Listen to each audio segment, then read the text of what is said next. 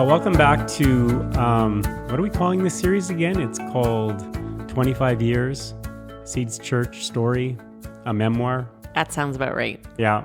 I have to admit, every time I try to put it down, like, which comes first and how do I keep this thing organized? So I am confused, but the main thing is we have been spending time just doing some reflections on the last 25 years as a church, specifically from our vantage point as leaders.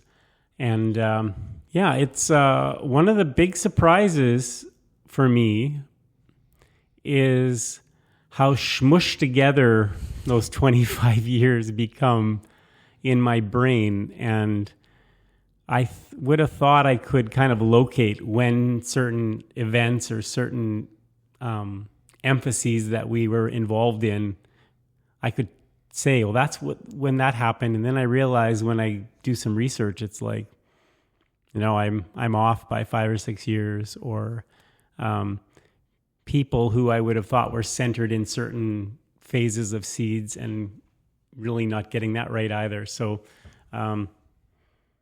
basically anything that we share, you might want to vet it with some historical records. Do we have a fact-checking team? Exactly. We're going to crowdsource the fact-checking. If people out there know what we really mean when we're talking about something and want to get involved, we are open. I think part of the reality is that going through the 2.5 years of the pandemic, I think really messed with our chronological thinking. Mm-hmm. Just feels like something happened in our brains and we haven't quite recovered from it yet. So maybe we can just we're blaming it on the pandemic, but it's really our brains have also gotten older. Yeah. And we've been doing it a long time. Yes. So. Yeah. So today we want to move into the next phase of the story of seeds, and that is roughly between the years 2005 and 2010. And maybe while you're listening, you can think, 2005 to 2010, how old was I? Yeah. How old were you, Dar? Yeah, no, I'm just thinking for listeners, like how to think, were you connected with seeds at this point? How old were you? Mm-hmm. Yeah, you can do your own recollections as well. 2005, I was 35. Yeah, it's really easy. You're born in 1970. Yeah. You're 35. Yeah. Okay, I was 37. In the prime of our cognitive abilities, unlike right now. And our kids were 10 and 8. I think we have a bit of a larger theme that we want to focus on. Some of the things I remember about 2005 to 2010 is we would have been in our own facility for when we arrived in 2005. We would have been in our second year of living in the exchange and doing things out of the exchange building. I remember 2005 to 2010 being a fairly high growth period in terms of the number of people that were connecting to seeds. I feel like we probably our worship averages were probably as high as they ever were as a community. I don't have any hard data on that, but I just remember there was a number of people starting to connect. We employed our first worship director starting, in 2003, 2004, and we had that role well into 2005 to 2010. That was something that we put some money and energy into, and so that's one thing I remember about that time. Another thing I'm just noticing here is what's popping out at me is that we started a tradition of doing God at the Movies. In 2005? It was already in 2002, but I can see that we almost was something that we did on a yearly basis.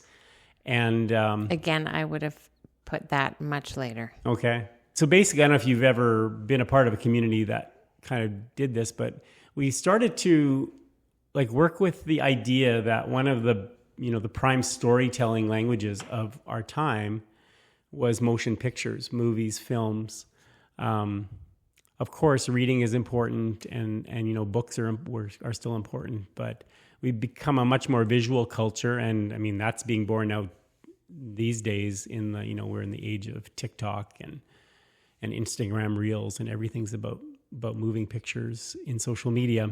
Yeah, that's something that was something that was always kind of like a bit of a passion of mine, is doing the God at the Movie series. I loved how, we'd see a movie during the year or something, or we'd rent a movie back in those days when we used to rent movies, go to the movie store and pick stuff out. It's really dating us. And just finding how movies in the general culture were tapping into, faith questions or big questions, philosophical questions that people wrestle with in our culture. And it was always fun to kind of bring our faith relationship and, faith wisdom into the context of that. Do you remember some of the movies we did? Well, I have a bunch of them in front of me. I specifically remember one of our first God at the Movies we made, instead of Siskel and Ebert doing reviews, we had our local Carl and Lester, our local, I don't know what's the politically correct term these days.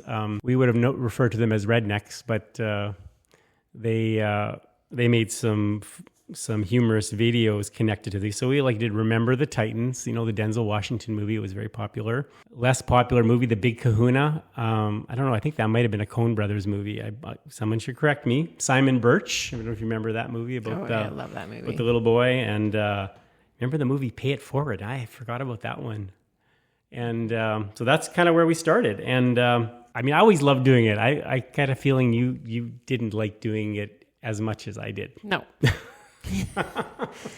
No, you were better at it. I don't know why I didn't latch on to it as much as you did, but that's the benefit of being a team. Yeah. We could say, "Oh, I really like that." And then you go and do that. Yeah. So any general memories from that time? That we've got a few posters and visual stuff in front of us that reminds us of some of the things that happened between 2005 and 2010. I'd like to focus in on what we were just talking off camera, I was going to say, but Phyllis Tickle's book called The Great Emergence is a book that came out I'm not sure when the book came out, but Phyllis Tickle was significant in our thinking around what was emerging in the world, how the church was emerging in the world and in our culture. And so, not coincidentally, but Phyllis Tickle's book came out in 2008, so centered right in the phase that we're talking about. Phyllis Tickle was a church historian, and she came up with this really intriguing big idea. And the big idea was that, at least in Western world history, there were major shifts happening every 500 years. And so obviously in our Christian history, the birth of Jesus was at the turn of the millennium. And then 500 years was the fall of the Holy Roman Empire. And then about 1,000 years, so another 500 years, was when the great schism between the Orthodox Church and the Catholic Church. And then, of course, the 1500s is the Great Reformation period, where we get where our tradition comes from, the Anabaptists and the Lutherans and stuff like that. And then locating our contemporary church in that next 500-year kind of hinge point, which is at the turn of the millennium, 2000, and that's when we started Seeds. And her big term was that every 500 years, there's a big garage or a big rummage sale. Yeah. And so, where the church basically tosses a bunch of things out and totally rethinks what it wants to be. Yeah.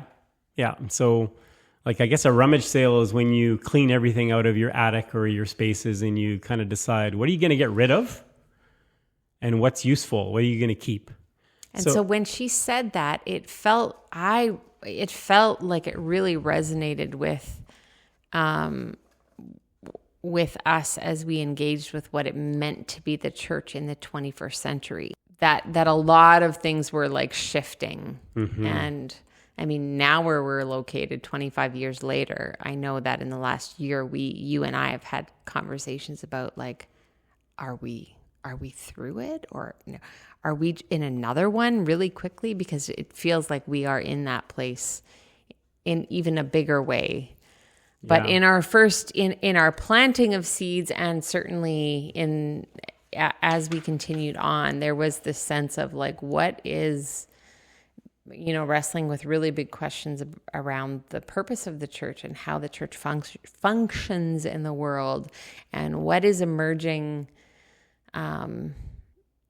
that is new, and what do we need to let go of that we've had for a long time and it's not serving us any longer. Yeah, very true. I think if I'm remembering correctly, I mean, it's been a long time since I read the book, but I feel like she talked about like sometimes it can take up to 100 years into the next 500 for things to get sorted out. So it's a long rummage sale. It's and we're like 1/4 of it. If it's 100 years, we're just sort of, I mean, this is kind of the fraught thing about thinking that you're in a hinge point in history, is that everything kind of feels like it's, I don't know, every decision, we just came out of a big election to the south of us, and, the feeling of like, this is like the most important election ever. Like, these are things people talk about, and you get a bit sort of fixated on, you're always on a hinge point. I think part of her thing is that there's a lot of shaking out of things that takes place. It's not going to be understood, and we probably won't be alive to see what happens with the shifts. But why do you think this was resonating with us? We were just talking about this. How did this fit in with that particular 5-year period at Seeds? How do you feel like we were a part of that rummage sale? In one way, I want you to pick up on some of the themes in this page in the book. I think we were very, I would say, open to new ways of thinking and new ways of embodying, like, our faith expression for both of us, but also for most of the people that were initially connecting kind of came from a similar background. Mm-hmm. And we were venturing out into new territories of,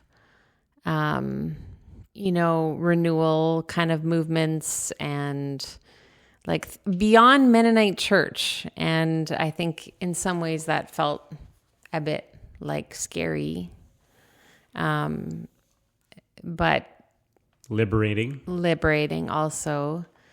And I think like, okay, so just super quickly, I mean, I think over the span of a decade, like we connected at times in with Vineyard, mm-hmm. at times in with Willow Creek, mm-hmm. at times in with Contemplative Spirituality, Center for Action and Contemplation, mm-hmm. at times with like Celtic Christianity, Labyrinth, mm-hmm.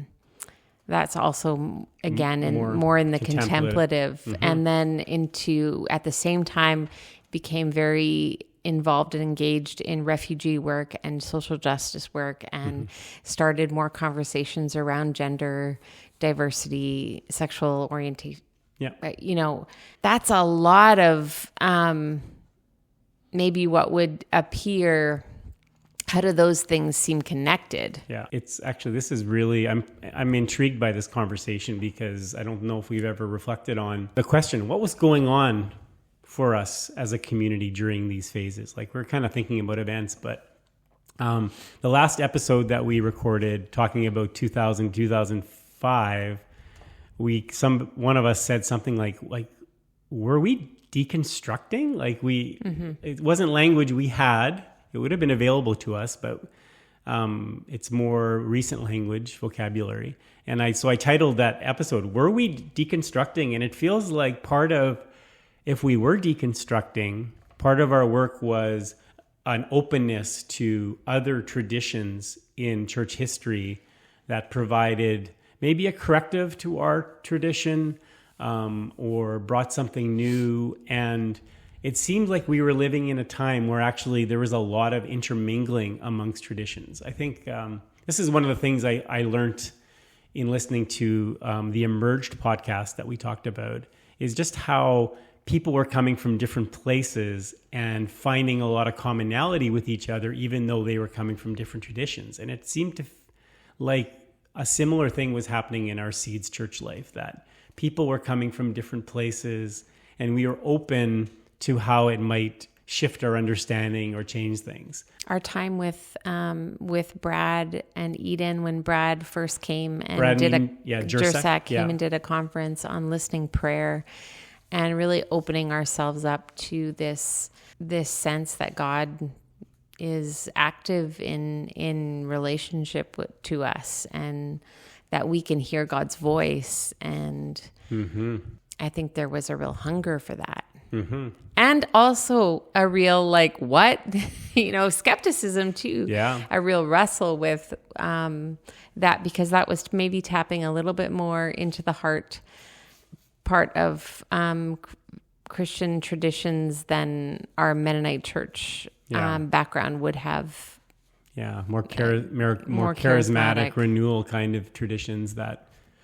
And people had very powerful experiences. Yeah. And then not just, I'm thinking of like those weekends, conference weekends, and people from the community came and joined in, but then it also became part of the natural flow of our life as a community, that when we had team meetings, our leadership meetings, or when we had worship services on Sunday mornings, that we incorporated this value of listening. And to today, listening, taking time to listen is one of our core anchors. Yeah. It kind of goes back to those days when we really began to learn to listen for a sense of God's Spirit and God's voice in our lives and in our community.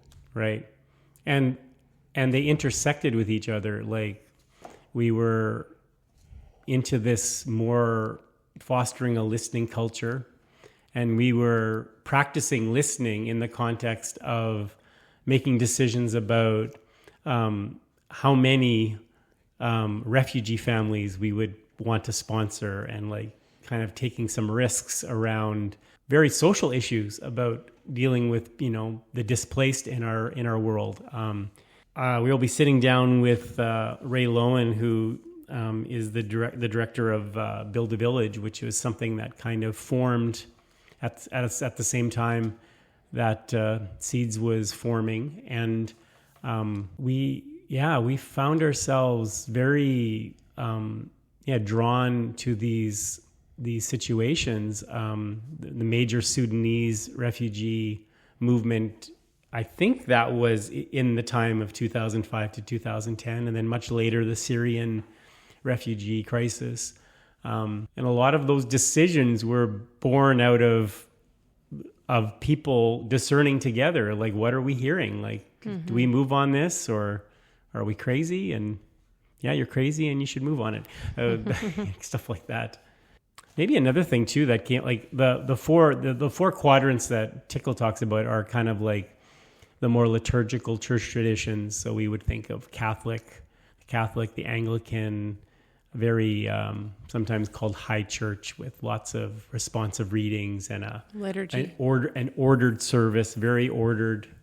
And then, social justice, Christianity being much more about, Habitat for Humanity and like working with people on the margins of society, poverty work, community development work. Renewalists were all about the fresh move of the Spirit and, being taken away by something and being spoken to in ways that didn't feel rational all the time. And then the more conservative kind of movement, which I think a lot of the conservative movement was grounded in just being very, very serious about the Bible. And I just remember coming to a point as a congregation about how we felt like we didn't read the Bible very much. And so we had a special emphasis on trying to get people into reading the Bible and seeing, understanding how the Bible's put together. And so we were kind of dipping our toes in these different streams. And maybe we were letting those streams kind of come together in a way and create some creative, I don't know, like when a bunch of streams come together, does that create a whirlpool? Or like, well, I don't know what it creates, but I think for us, it was very much a lot of shifting and sorting and discerning about how this could connect for us. When you think about that, do you think like, wow, we didn't really know what our identity was? That it was, or how do you think about that when you look back? Yeah, that's a good question. Part of how we got going as a community was a bit of a hunger or a seeking mentality around things. And so we were looking at getting rid of fences that maybe fenced us in or fenced other people's out. So we wanted to get rid of fences. And that meant being somewhat open to things that were coming towards us from other places or whatever, where we read, what we read, and conferences we went to. And so I think we just had a very open posture. And, you can't really understand something different and new if you don't sort of allow yourself to be a part of it in some way, like you immerse yourself in it a bit. So one thing I wonder about, Darlene, as we talk about this great emergence model of how we were quite open to dipping our toes into the streams of Christian traditions that weren't really our tradition. And we got pretty experimental, and we just were open to all kinds of different things. Now, when you look back, almost 20 years later, do you still see that same sort of, I don't know, moving in and out, or kind of a hybrid sort of concerns as a congregation when we think about traditions? I mean, we still consider ourselves very much a part of the Anabaptist Mennonite tradition. But what do you think came with us from maybe the more I guess, the spirit-centered or charismatic sort of stream of Christianity? Has any of that kind of stuck with us, or what have we done with that? I think they've all stuck with us in some way, in terms of it becomes part of your shaping.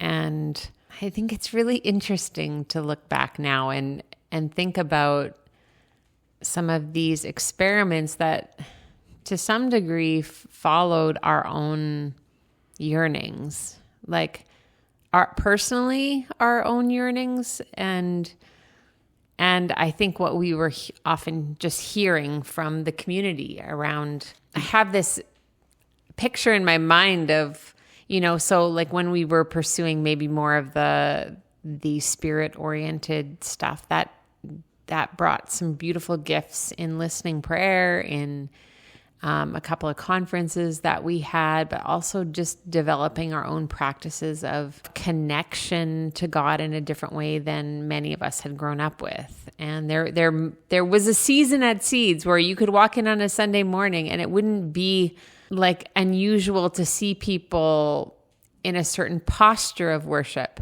that maybe we don't see as much anymore or ever. Yeah.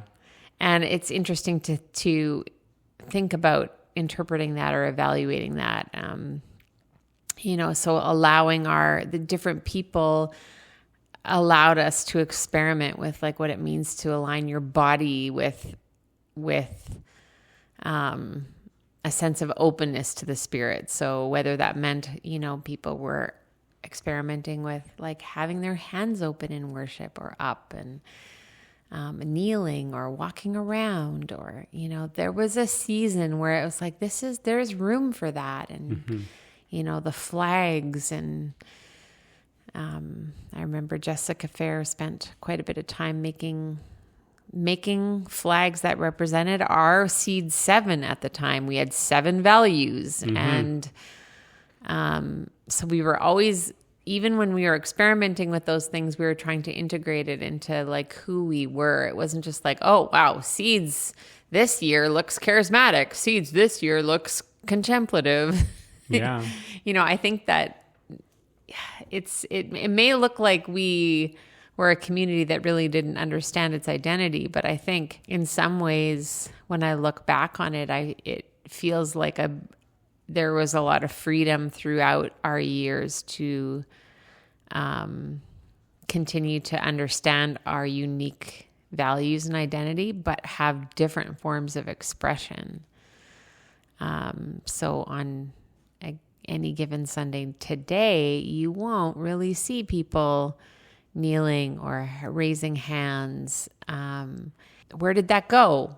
But maybe there's part of that it is integrated. We were shaped by a culture of listening and a culture of being open to trying new expressions of worship. And, then we got led into contemplative practices and learned a lot about silence, letting go of like striving in our prayers or in our faith life. And so, I mean, I don't want to say this too strongly, but I think maybe part of what happened organically is that when you experiment, you're testing. One of the ways you test kind of different modes and different methods of connecting to God is you kind of look for signs that, that certain fruit comes out of that testing, like, is it making us better humans? Are we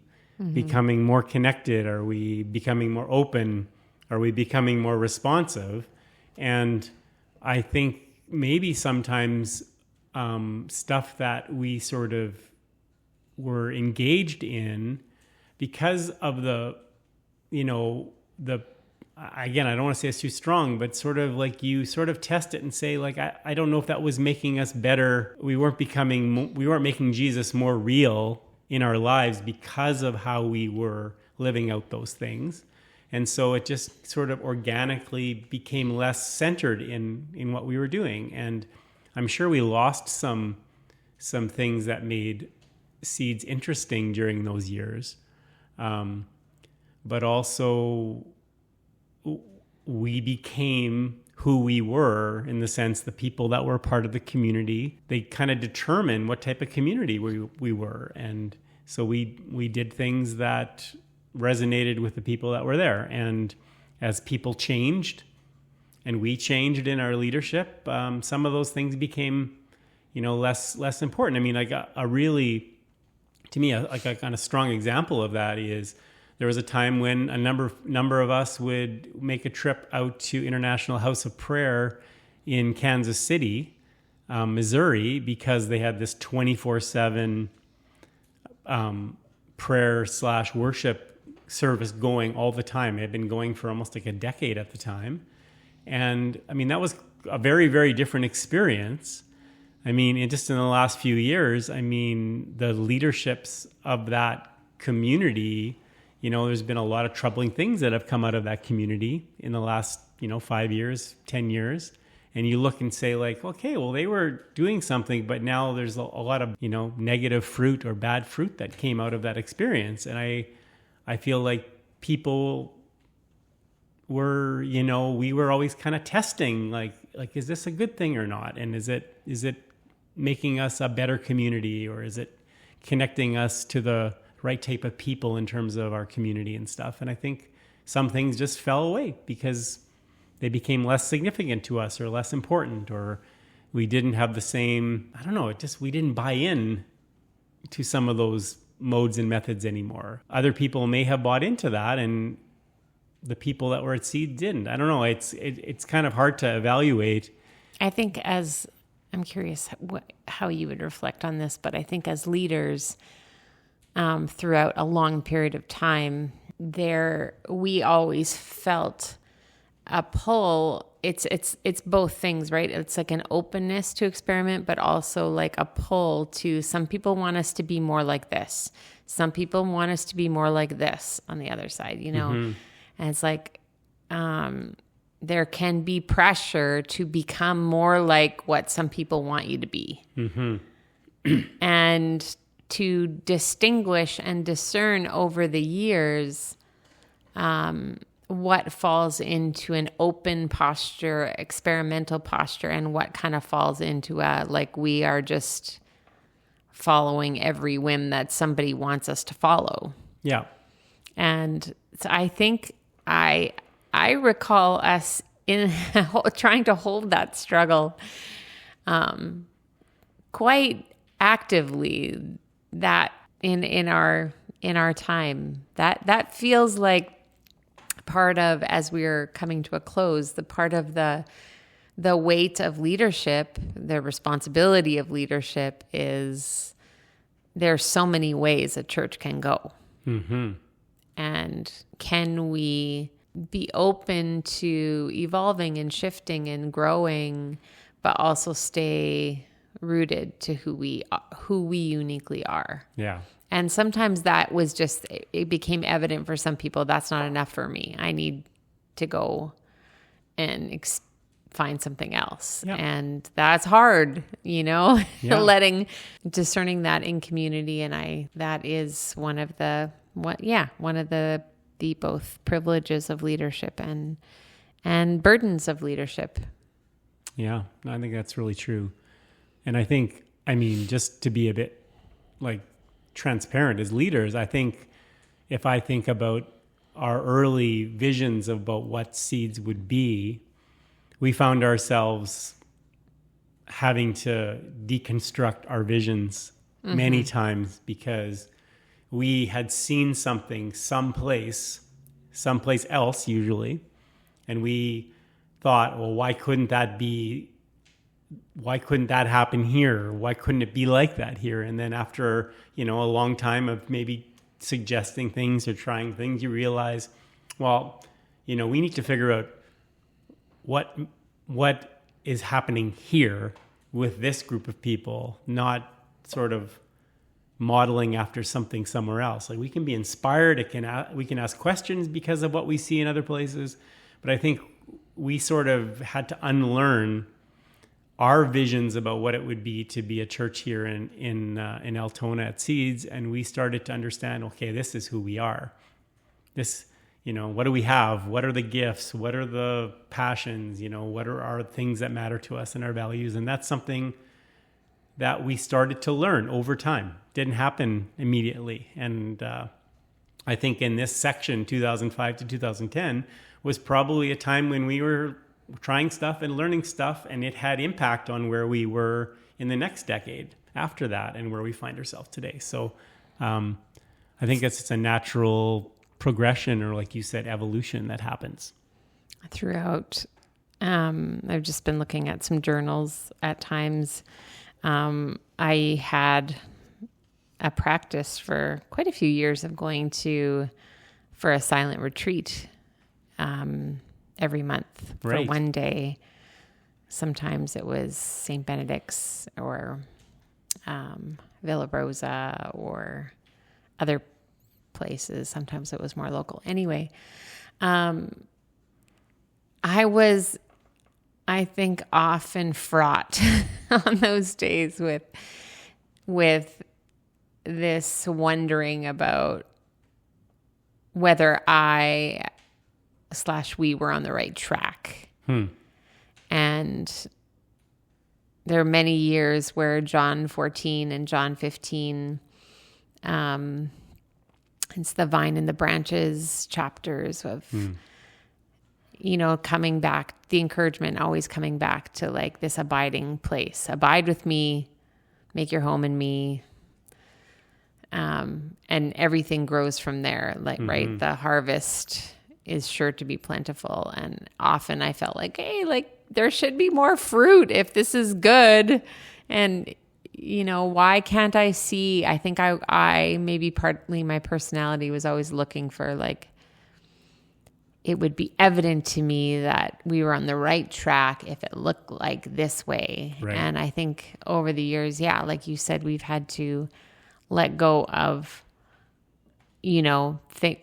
dreams, our own sense of this is the picture that we envisioned, and how often have we had to let go of that? Yeah. And then come back but always come back. For me, it was always coming back to like, abide with me, like remain. Yeah. This is just make your home here, and don't worry so much about the outcome of it, but try to stay rooted. And so that was both a personal task, a leadership task, a congregational task. Yeah. Yeah. So it's kind of, and like how do we define what fruit is? I mean, this is like, sometimes we come to outcome focused thinking because we think about stuff like numbers, or we think about, sort of just the obvious evidence that we would say is obvious. And we forget about, even the namesake of being seeds, that sometimes the work is just planting things, trying things, and not always knowing what type of growth comes from the planting of the seeds, and that's partly what it means to be a faith community, is that you do these things without knowing that they're going to produce certain results. Mm-hmm. You're just trusting that it's worth doing and that what comes out of it will be a good thing. So I think one of the things about this era that has stuck with us is that we have developed a culture that isn't afraid to adapt and shift and try something different and fail at it. It'd be fun to make a list of all the things that we think failed miserably at Seeds, and I'm sure it would be a big list of things we tried, and then there's all kinds of things that we tried that had good impact for a season, and then no longer didn't seem to make sense anymore for whatever reason, and we just drop it and we move on. We don't try to make it last for 50 years before we I love that saying, if the horse is dead, dismount. We didn't try to keep a dead horse moving. We just said, okay, let's find another horse to ride. So I don't know if this is for now or another podcast or just for our own conversation. What's the downside of that? Is that, like, I think that's one of our, I think that we've seen it as one of our good, positive parts of the culture, is that ability to adapt and shift. And what has been the biggest cost of that? Like, so my initial question is, so we've been able to change, but have we been able to stay rooted? My initial response would be, like, when you're rooted, like, even just looking at the growth of plants, plants look very different in different seasons and also in different parts of their life cycle. So things changing doesn't necessarily mean that you're not rooted. It just means that it's part of the life cycle. Mm-hmm. We have to just look at our own lives, that who we are in our 50s is very, very different than who we are in our 20s. And so in that sense, I don't think they're mutually exclusive. There's maybe sometimes there's a lack of resolve to just keep doing something that we know is important to do because we just say, I don't think it's working. Yeah, this is where so a temptation could be something's not working, just abandon it. Yeah. And I remember you kind of really latched on to this idea that anything worth doing is worth doing poorly. Oh yeah, I love that. You love that.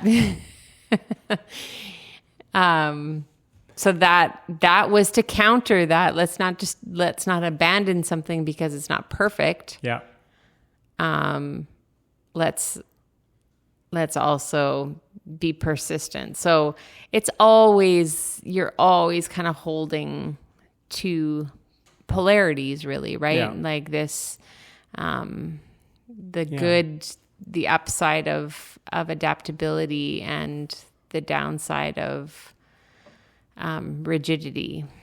Yeah, and I think probably if you would analyze the culture we live in now, we're probably more likely to lean out onto the side of just keep switching things up. Change is very rapid. Stuff is always changing.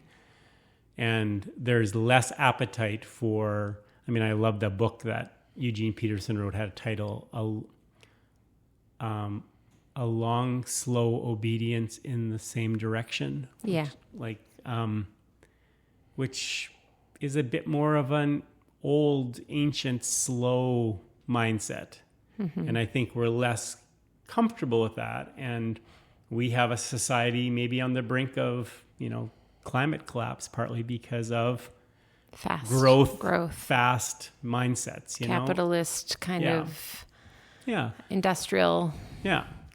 So that's interesting too, because we started Seeds in a church growth mindset, I think. Yeah, and somewhere along the way, we latched more onto the slow church movement that came in the late, I don't know, in the 2010s, 15s. Yeah, maybe even, yeah. I don't know when it came onto our sort of, it would have been late. Yeah, slow food. Yeah. Slow church. So kind of resisting that growth mindset. Yeah. So that's so fascinating. Yeah. That's been, I think, one of our things that we've been very mindful of is listening to the culture that we live in and asking, well, what does it mean for us to be a community that makes Jesus real in our culture? And that has changed. The culture has changed, so that means we've had to change to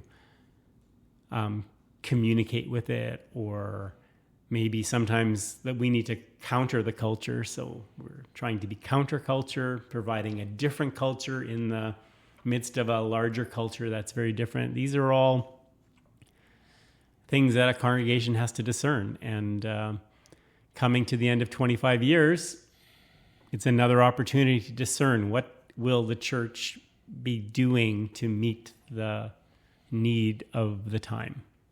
And that's a good place to end, I think.